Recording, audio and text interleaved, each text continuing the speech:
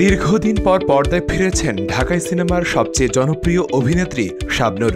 ইতিমধ্যে রঙ্গনাথ ছবির প্রথম লটের শুটিং শেষ করেছেন। দ্বিতীয় লটের শুটিংয়ের আগে নিজের আমূল পরিবর্তন এনেছেন এই নায়িকা।